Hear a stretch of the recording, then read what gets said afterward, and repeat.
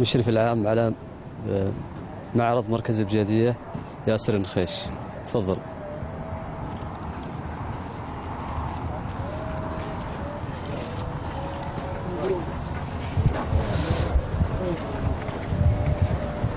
كما تشاهدون ويشاهد السادة المشاهدون، الموقع الرسمي مدينة البجادية، شبكة منتديات مجالس البجادية. هذه إحدى الشبكات العنكبوتية في مدينة البجادية. الركن الثاني ركن التعليم، التربية والتعليم. هناك بعض المناهج القديمة كما تشاهد ويشاهد السادة المشاهدون، وبعض المناهج الجديدة، أيضا خريطة لمحافظة الدوادمية التعليمية.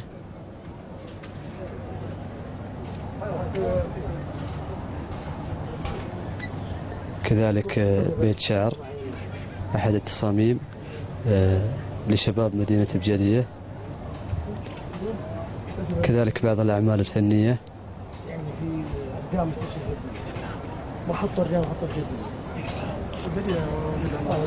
بعض المقتنيات التراثية. هذه الرحى، وهذا قصر الملك عبد العزيز، تصميم لأحد شباب مركز البجادية. وهذه المحالة تستخدم قديما. كذلك بعض التصاميم، بيت شعر، هذه تسمى العيبة، أيضا اللي في الأعلى في الركن الأيمن السعن. كذلك قطف قهوة. كذلك الدلو يستخدم قديما في إخراج الماء. بعض التصاميم كما تشاهد السادة المشاهدون. هذا الركن الأول. الركن الثاني ركن مستشفى البجادية العام. ركن مستشفى البجادية العام. هنالك لوحة لمراجعي العيادات الخارجية منذ تأسيسه.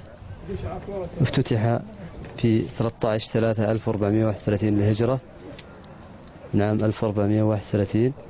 عدد المراجعين لبعض الأقسام يظهر عيادة الباطنية، عدد المراجعين 3399. هذه الإحصائية إلى نهاية شهر شوال، شهر 10. كذلك عيادة النساء والولادة، وعيادة الأطفال، وعيادة الجراحة العامة، وعيادة العظام، وعيادة الأسنان. علما أن افتتاح المستشفى بشكل عام لم يفتتح بشكل عام، بعض العيادات.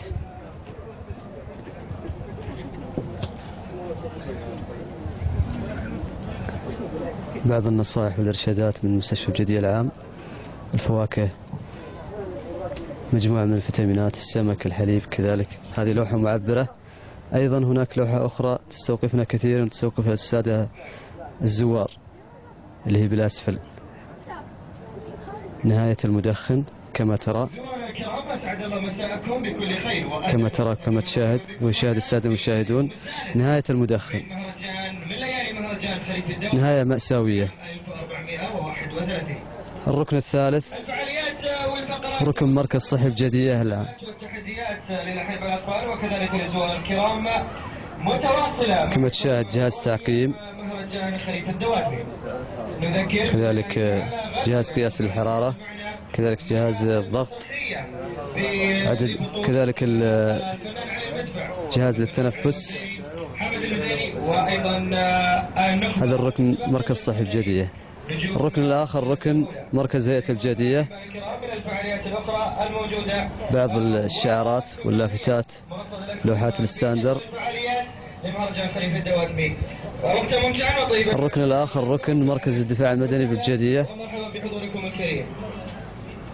يحكي تأسيس المركز، مركز الدفاع المدني، ومن تم تعيين رؤساء له.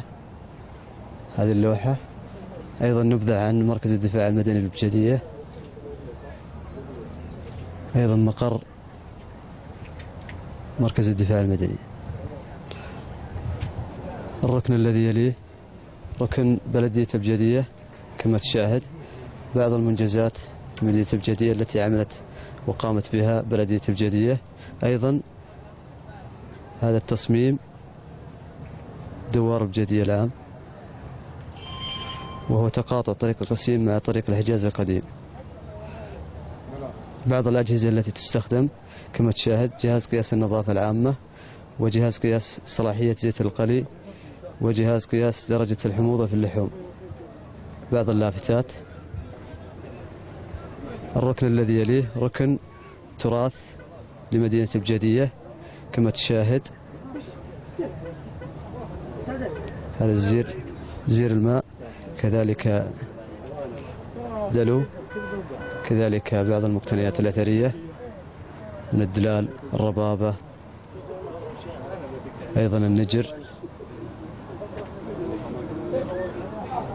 أيضا العكة والصميل، أيضا الرحى. هذه بالمناسبة هذه الخرامة، خرامة كما تشاهدون السادة المشاهدون. يشاهد أول خرامة في تأسيس مركز بجدية عام 1390 للهجرة. كذلك بعض المقتنيات الأثرية دلال. أيضا هنا لافتة تحكي نبذة عن مركز بجدية، تأسس عام 1390 للهجرة على يد رئيس المؤسس مركز بجدية الشيخ محمد بن زايد النخيش رحمه الله. رئيس المركز حاليا الشيخ عبد الرحمن بن محمد بن زايد النخيش. يبلغ عدد سكان مركز بجدية حاليا 15,000 نسمة، بالإضافة إلى عدد القرى المرتبطة به. إجمالا يتجاوز عدد سكان هذه القرى التابعة لمدينة بجدية أو مركز بجدية 36,000 نسمة. يتبع للمركز حوالي 85 ما بين مركز وقرية وتجمع سكاني. يتبع للمركز عدد من الدوائر الحكومية 26 دائرة حكومية كما تشاهد، ويشاهد السادة المشاهدون في هذه اللافتة. أيضا هذا من ركن التراث، هذا الثوب يدعى المكمم. نعم. وهذا السيف هدية لرئيس مركز بجدية الراحل ومؤسسها الشيخ محمد بن زايد النخيش رحمه الله. أيضا هذا الشداد، يعرف بالشداد. هذه اللافتة تحكي موقع مركز بجدية وتضاريسه، من ضمن تضاريس مدينة مركز بجدية بعض الجبال كما تشاهد في اللافتة، بعض الأودية. أيضا هذه بعض المقتنيات الأثرية. هذه الدلال قديمة جدا، هذا يدعى بالمنفاخ، وهذا المحماس تحمس عليه النار، تحمس عليه القهوة في النار. أيضا هذا جراب للقديم يوضع فيه الفناجيل، فناجيل القهوة. أيضا هذا يدعى بالنجر. والعديد من المقتنيات الأثرية، منها السعفية، هذه تصنع من سعف النخل. هذا يدعى بالصميل لحفظ اللبن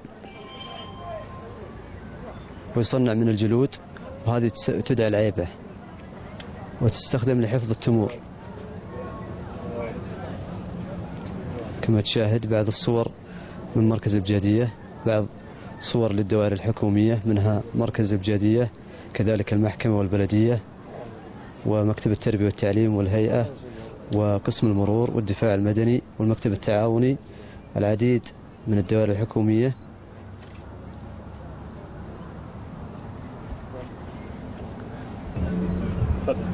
أيضا بعض الصور لمؤسس مركز بجدية الشيخ محمد بن زايد النخيش رحمه الله. كما ترى هذا هو المؤسس. العديد من الصور في عدة مناسبات وحفلات، منها اجتماعية ورياضية، كذلك حفلات الأعياد يؤدي العرض السعودية في هذه الصورة كما تشاهد.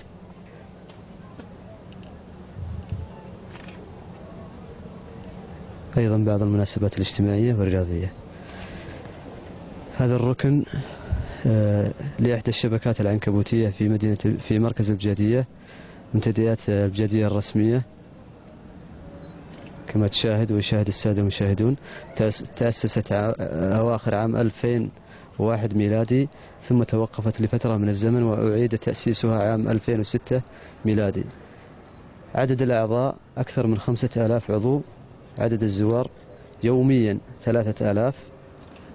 كذلك بعض الدروع التكريمية للمنتديات البجدية، هنا تظهر هنا بعض الدروع التكريمية لمنتديات البجدية. في نهاية أوكي. في نهاية هذا اللقاء نشكركم على زيارة معرض مركز بجادية، ونتشرف بزيارتكم كما ونتشرف بزيارة جميع زوار مهرجان خريف الدوادمي لمعرض مركز بجادية. معكم المشرف العام على معرض مركز بجادية ياسر بريكن خيش.